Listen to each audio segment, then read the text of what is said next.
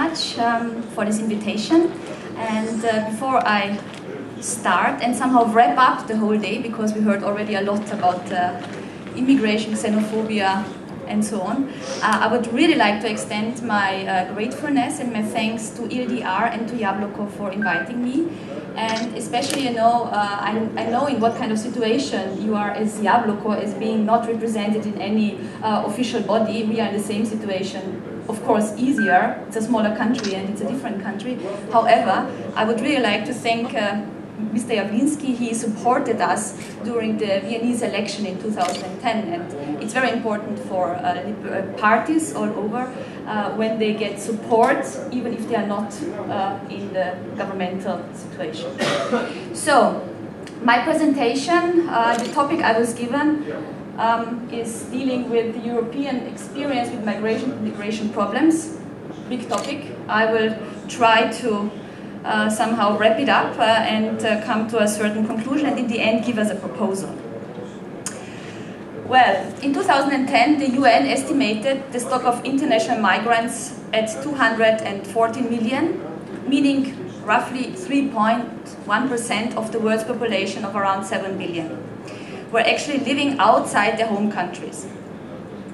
We somehow can define 5 different types of migration. The biggest, labor migration, and we have refugees and asylum seekers, ethnic migration, migration from former colonies, and migration from high qualified elites. With these numbers, we do not encompass actually the internally displaced people. Just have to notice, these are basically people who really left their country. So in 2010, roughly 50 million people lived in the EU who were born outside their resident country. This corresponds to around 10% of the total EU population, and of these 30 million or 6.3% were born outside the EU, and 16 million, 3.2%, were born in another EU member state. The largest absolute numbers of people born outside the EU were in Germany, followed by France, the United Kingdom, Spain, Italy, and the Netherlands. These numbers are actually based on information provided by Eurostat. Just to give us a little bit of a feeling of what kind of numbers we are talking here. Actually, more important than the figures of immigrants in percentage is actually the ratio between the immigration and the actual population. In the EU, there are 9.4% of legal immigrants, however, with important differences between the EU member states. And here, and this is actually an interesting fact, Austria features the highest rate with 15.4% of immigrants, whilst Italy and Portugal show the lowest rate of roughly 7% respectively. With 15.4%, we are definitely an immigration country. And I promise you, as I stand here, that none of the Austrian official politicians would ever use this word, because it is just a complete taboo, which I don't understand, because I would say also, as our Catalan colleague mentioned before, these are facts. It's neither good nor bad, it is just a fact of life. And we as liberals, I think we should really face situations that are just facts. And then we can also tackle the problems that come with it.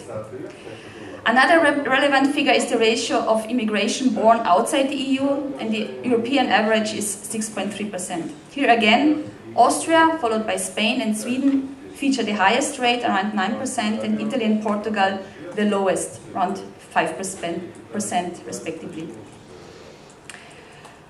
France, Germany and the UK have slightly higher rates of legal immigrants. We are always talking here about legal immigrants because we simply don't know the number of illegal immigration, which is the nature of illegal immigration, that you simply don't know how many there are. So the variation between the EU member states is not related to the different policies of naturalization, as the criteria is born outside of the country and not citizenship. And as I said, the Eurostat data do not collect illegal immigration. And now we come to the political side, which is actually interesting within the European Union because the situation in the countries is very different. And there is apparently no obvious correlation between right-wing populism and immigration. For instance, in Germany, the right-wing parties are in fact irrelevant. You have the NPD, but it's not really a relevant factor. And although Germany is confronted with some politically motivated terrorist activities, it's still not relevant. In Eastern Germany, racist attacks and xenophobia are more frequent. We know the Rostock events, usually also correlated with soccer events and so on. But they do not translate in the rise of populist parties. This is a very interesting fact because apparently Germany is able to confront this situation in a very constructive way.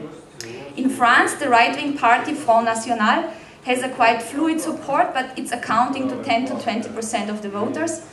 And we all see that Sarkozy is somehow trying to take this over, also with his rhetoric, which is not always nice to hear. In Austria, and now this is not nice, the right-wing FPÖ, the so-called liberal party, I mean officially, but it's not, it's the Free Party, and the more moderate right-wing BZÖ, which is a spin-off of the FPÖ, account to 30% of the electorate. And we have estimates that if we would have elections on Sunday, the FPÖ would really come in, if not first, definitely second.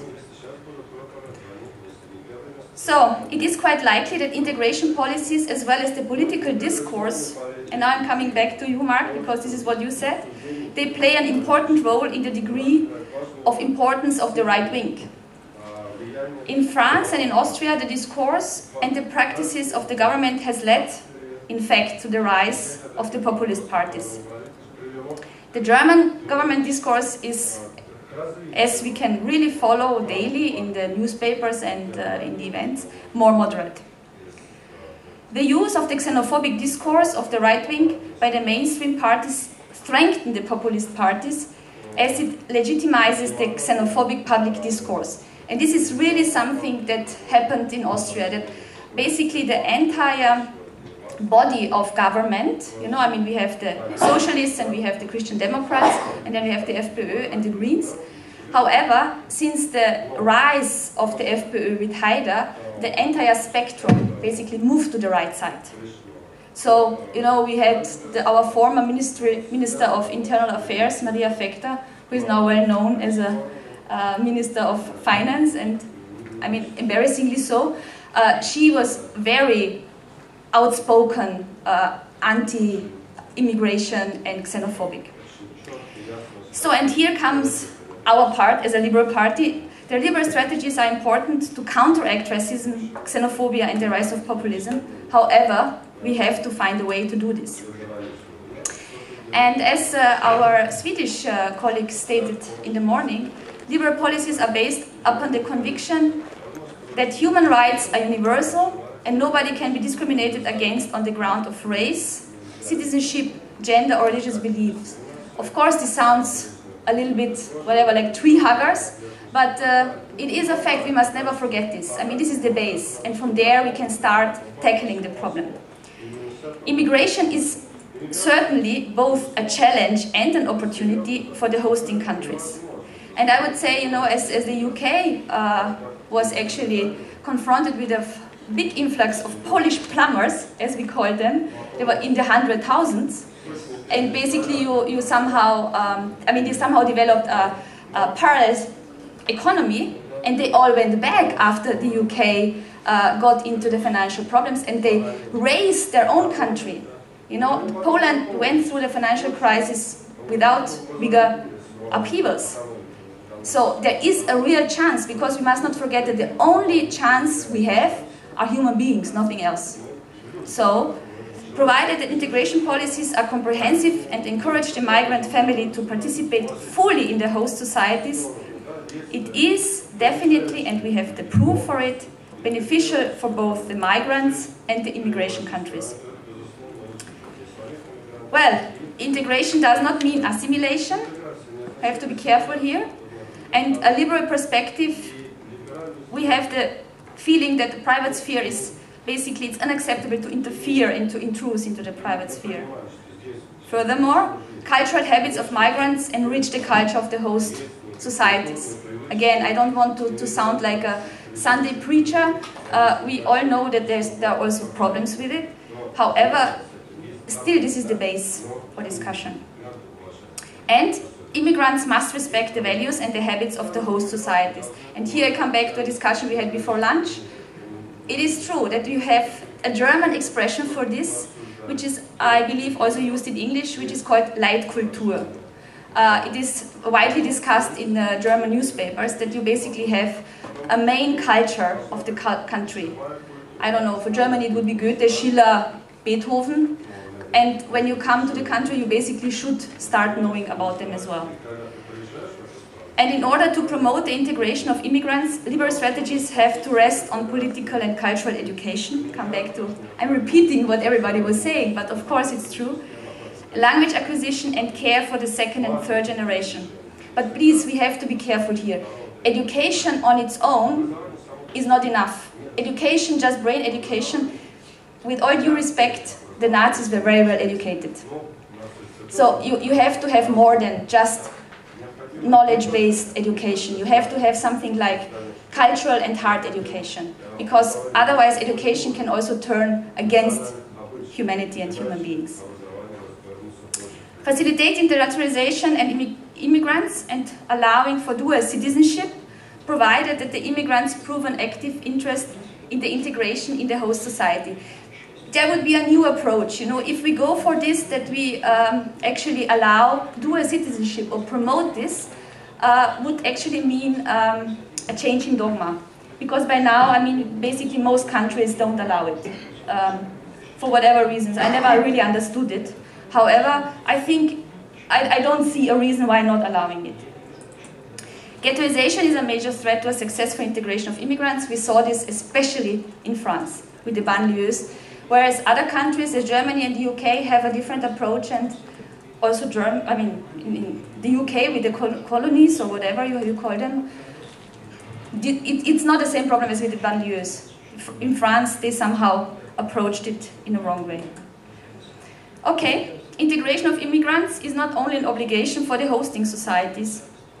Ignoring integration problems created by fundamentalist immigrant groups encourages xenophobic reactions. We all know that this is true. Liberals demand active participation of immigrants in the integration process. And last but not least, liberal principles guarantee a successful integration. With the principles, as stated here, tolerance, performance, must not forget performance, freedom and responsibility. And let me finish this presentation with a political statement and a concrete proposal. I'm convinced that we as the human race, as humanity, at the moment are faced with three main challenges. This is a question of resources. We're talking about water, oil, or simply food. We know what happened in the Arab Spring, where all of a sudden people couldn't afford to buy bread anymore. You know, then people start moving.